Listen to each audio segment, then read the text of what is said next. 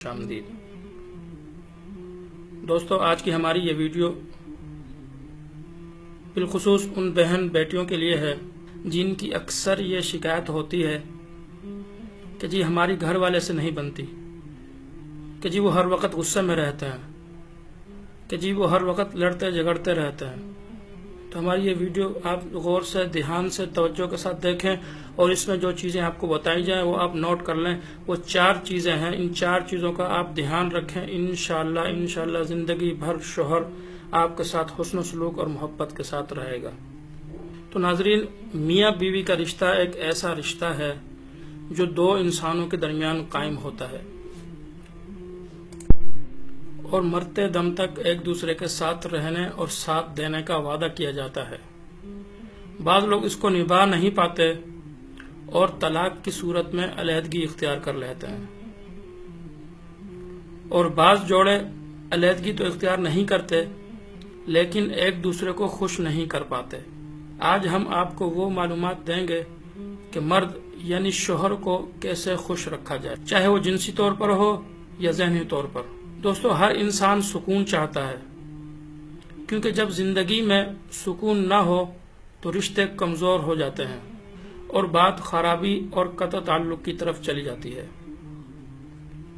ہر مرد کی خواہش ہوتی ہے اس کی بیوی اس کو جسمانی اور ذہنی طور پر سکون فراہم کرے اور اس کی زندگی ایک خوشگوار اور پرسکون زندگی کے طور پر گزرے۔ اسی طرح عورت کی بھی یہی خواہش ہوتی ہے کہ اس کی زندگی بھی ایک خوشگوار اور پرسکون طریقے سے زندگی گزرے۔ تو دوستو، مرد کو اللہ تعالی نے گھر کا سربراہ مقرر کیا ہے اور عورت یعنی بیوی پر مرد کے کچھ حقوق لاگو کیے ہیں۔ اسی طرح مرد پر بھی بیوی کی دیکھ بھال کے لیے کچھ حقوق واضح کیے ہیں جو آنے والی ویڈیوز میں انشاءاللہ آپ کو بتایا جائے گا۔ تو شوہر کو خوش رکھنے کے لیے سب سے پہلا کام کہ جس وقت شام کو شوہر گھر میں داخل ہو تو خوشی کے ساتھ مسکرا کر اچھے طریقے سے اس کا استقبال کیا جائے۔ یہ نہ ہو کہ گھر میں داخل ہوتے ہی محلے کے گھر کے سارے مسائل اس کے سامنے رکھ دیے جائیں کہ جی آج یہ ہوا، آج یہ ہوا، نہیں، بلکہ اس کے لیے چائے پانی کا بندوبست کیا جائے۔ اور دوسری چیز، غصے کی حالت میں خاموش رہا جائے اور شوہر سے بحث نہ کی جائے، ضد نہ کیا جائے۔ اگرچہ مرد غلطی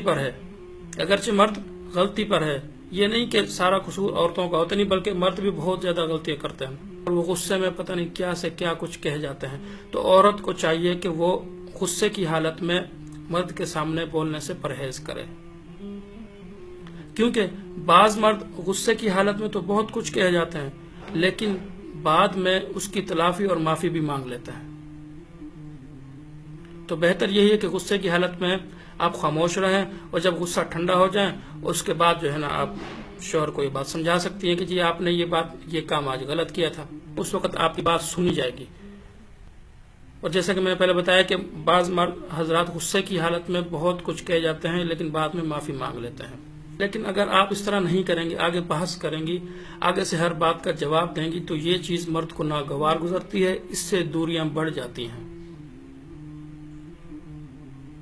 نمبر 3، ہر مرد کے اندر جنسی خواہش ہوتی ہے کہ وہ اپنی بیوی کے ساتھ اپنی خواہش کو پورا کرے، اور یہ حق اسلام اور شریعت نے میاں بیوی کو دیا ہے۔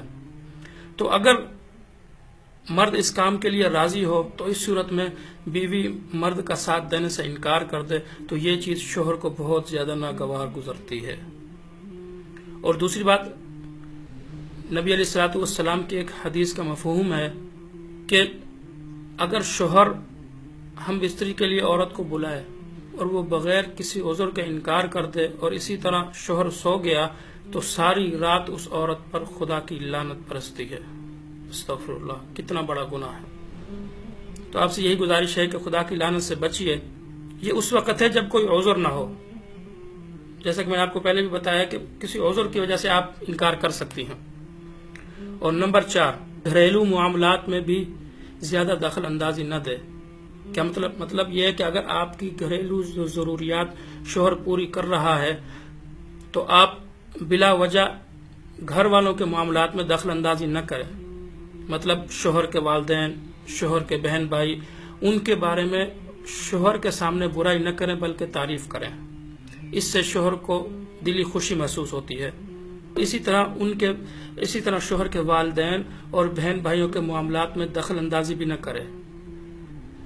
یہ وہ چند باتیں تھیں جن پر اگر عورت عمل کرے تو ایک خوشگوار زندگی گزار سکتی ہے اور مرد کو ہمیشہ کے لیے خوش رکھا جا سکتا ہے۔